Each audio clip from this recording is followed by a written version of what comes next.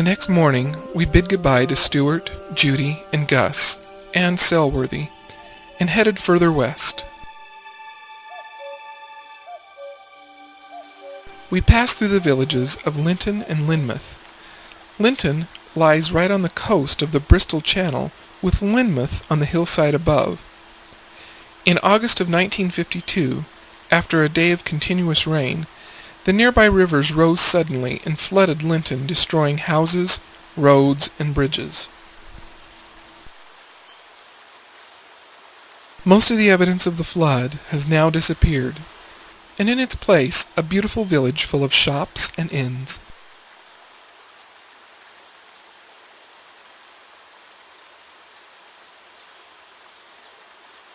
The Linton and Lynmouth water-powered Cliff Railway joins the two villages with regular trips throughout the day.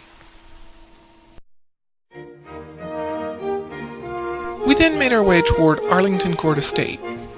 With 30 acres of gardens and woodlands, it seemed like a great place to spend an afternoon. The house itself was built between 1820 and 1823 by Thomas Lee of Barnstaple for Colonel J.P. Chichester. The Chichester family lived at Arlington from the 16th century until 1949.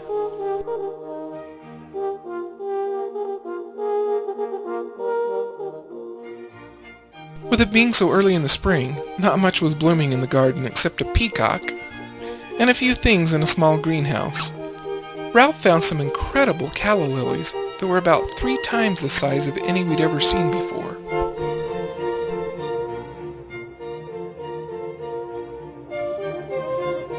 I was looking for something a little more adventurous. We strolled to the nearby church. Throughout the trip, I was intrigued by the ancient graveyards that always seemed to flank each church's property with their upright headstones. Grave markers at home are mostly flat on the ground.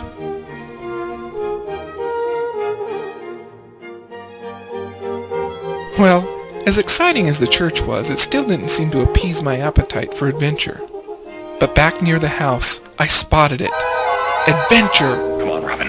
To the Batcave. We haven't one moment to lose.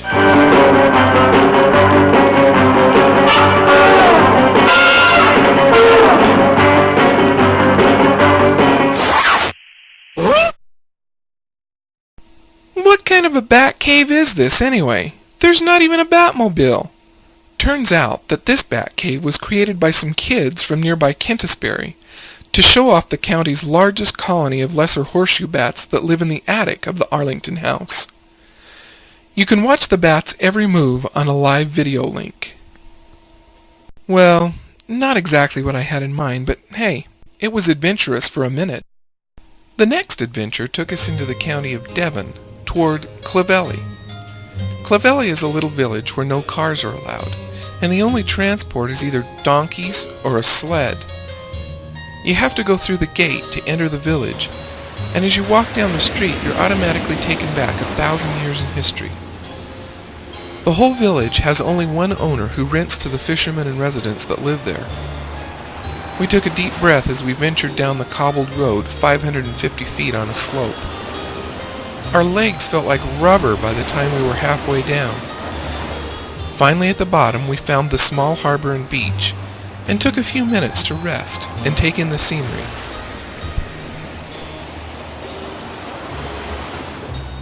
We could have hired a Land Rover to take us back up to the top, but we decided we needed the exercise, so we made the climb back up the high street of the village.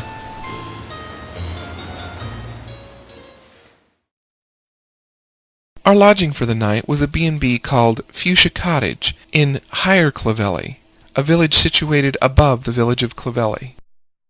It too had a wonderful view from the breakfast room the next morning.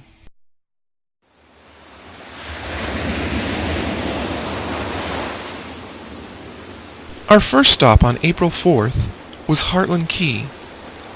It was our first look at the rocky northwest coast of Devon. It's backed by dark, jagged cliffs and is home to a small harbor. There we walked down to the pebbly, sandy beach and explored a bit while we watched the tide begin to come in.